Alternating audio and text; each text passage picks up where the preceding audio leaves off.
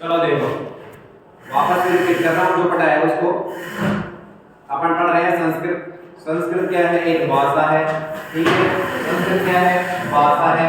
संस्कृत की उत्पत्ति हुई है समुच्चर क्रिया धातु लुट प्रत्यय, सॉरी कत प्रत्यय, लुट प्रत्यय नहीं, लुट तो व्याकरण में है। तो समुच्चर क्रिया धातु कत प्रत्यय ये पहले तुम्हें पढ़ा दिया गया है।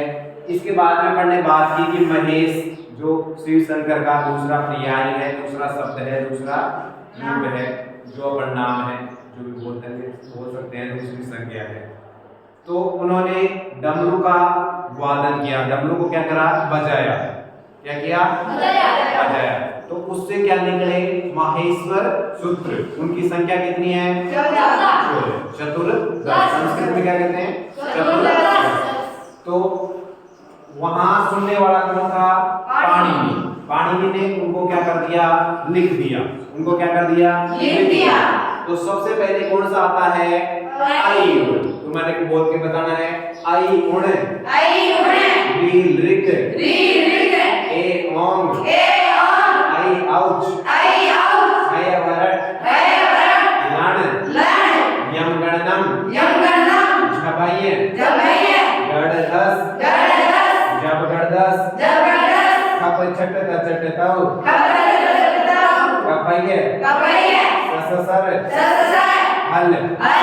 ये कितने हो गए? 14। चतुर्दश। क्लियर? अब देखो, मैं क्या कह रहा था कि ये संस्कृत के क्या है? कैके गहने। क्या है? कैके गहने। तो अब ये कैके गहने कैसे हैं? देखो, सबसे पहले क्या आ गया? ए। तो ए आई में वही आता है।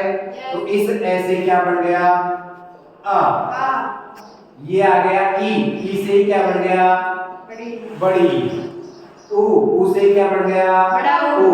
और इसका कोई मतलब नहीं है, ये एक संज्ञा के रूप में प्रयोग किया जाता है, इतना अपने को ज्यादा समझना नहीं है। अब आता है रील ऋक। रील ऋक में क्या आ गया? लास्ट में के। ये जो भी लास्ट वाले हैं उनका कोई मतलब नहीं है। अब देखो, री में छोटा री लिख रहा है तो बड़ा री भी अपने साथ में आ गया। अब आता है री में दीर्घ का अभाव होता है। क्या होता है? अभाव, अर्थात दीर्घ नहीं होता है, मतलब री छोटा ही होता है। समझ में आ गई बात? यस। ठीक है।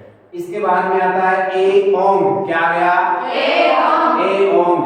तो इस ग का कोई मतलब नहीं है। इस ए से आई का नहीं बनेगा, ये दीर्घ नहीं है, ये वृद्धि का रूप है, इसलिए ए से क्या नहीं बना? आई नहीं बना, इसलिए अलग से लिख दिया ओ।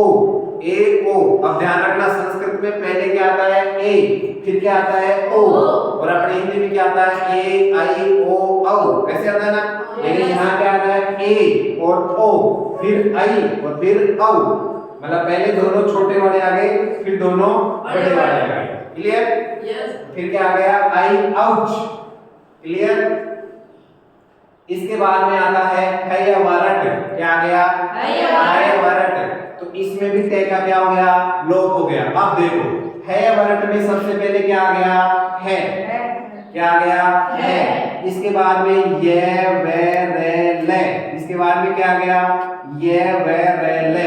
अब देखो, यहाँ पर भी एक बात समझने की है कि हिंदी में अपन पढ़ते हैं तो हिंदी में क्या होता है? ये रे ले वे, ऐसा होता है ना। लेकिन संस्कृत में क्या होता है? ये वे रे ले, ऐसा होता है। समझ में आ गई बात? तो अपने को संस्कृत में पूछे कैसे कहने, मतलब माहेश्वर सूत्र में सबसे पहले या क्रम से दिखाएं तो क्रम से कैसे लिखेंगे अपन? ये वे रे ले। क्लियर?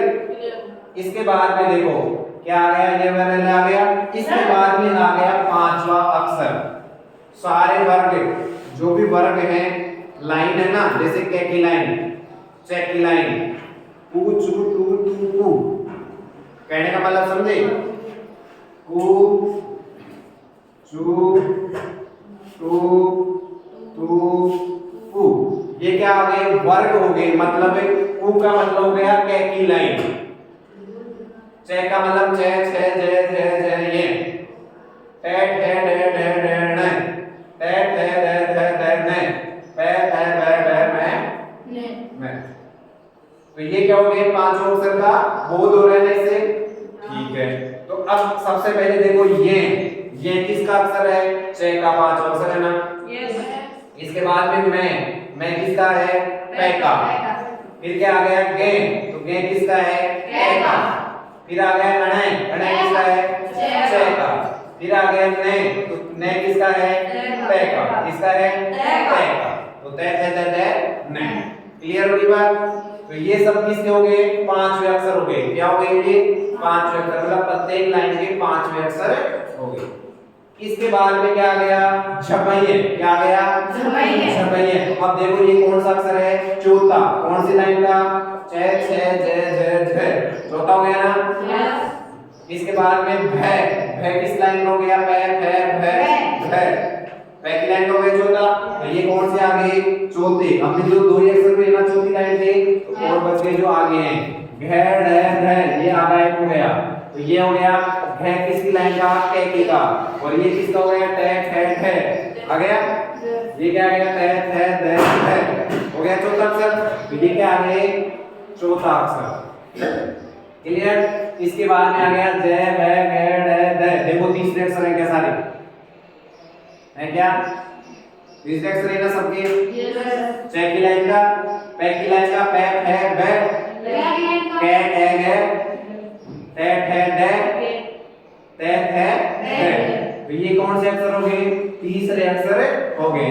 इसके बाद में आता है ख फै छ ठै थ छ।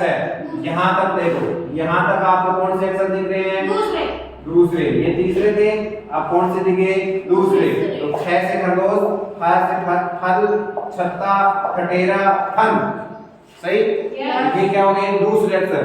अब यहां से स्टार्ट कौन से हो गए पहले च ठ ट, फिर क्या आ गए कै पै। तो ये सारे कौन से अक्षर हो गए पहले। समझ में आ गई बात।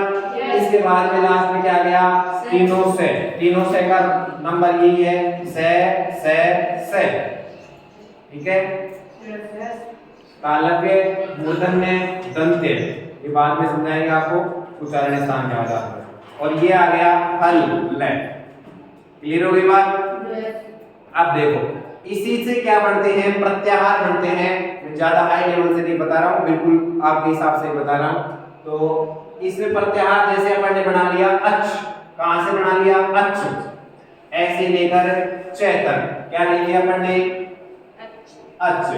अब आपको पता है ना स्वर संधि को अच संधि भी कहते हैं, है पता नहीं पता। स्वर संधि को अच संधि भी कहते हैं। क्यों कहते हैं क्योंकि स्वर का ही नाम क्या है अच, मतलब ऐसे लेकर चैतन। देखो सारे स्वर आ गए क्या, इसके बाद में स्वर है क्या है का कोई अक्षर दिख रहा है नहीं दिख रहा है ना। तो इसका मतलब यहां तक क्या हो गए सारे स्वर, सारे क्या हो गए स्वर। तो मतलब पूरे अच कहां गए इसमें ही निहित हो गए। इसके बाद में आता है है से लेकर लय तक, तो ये कौन से बन गए फल। तो अब देखो ये सारे व्यंजन है क्या, पूरे व्यंजन आ गए इसमें आगे ना। तो अब ये सारे व्यंजन आ गए, तो इसका मतलब हल को क्या कहते हैं अपने व्यंजन कहते हैं। क्लियर हो गई बात। अब अगर अपन ने ये माहेश्वर सूत्र याद कर लिए तो संस्कृत को पढ़ना बिल्कुल आसान है।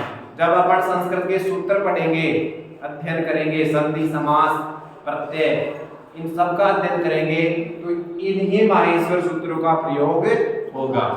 तो ये याद कर लेना अच्छे से, फिर अपन आगे क्लास पढ़ेंगे।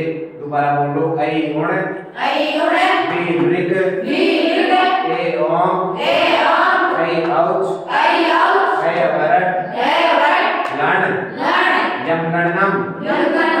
लड़कियों की आवाज नहीं आ रही है, जोर से बोलो यम गणनम झपैये गणदस जब गणदस कप छट तचटकाऊ कपैये ससर हल, ठीक है।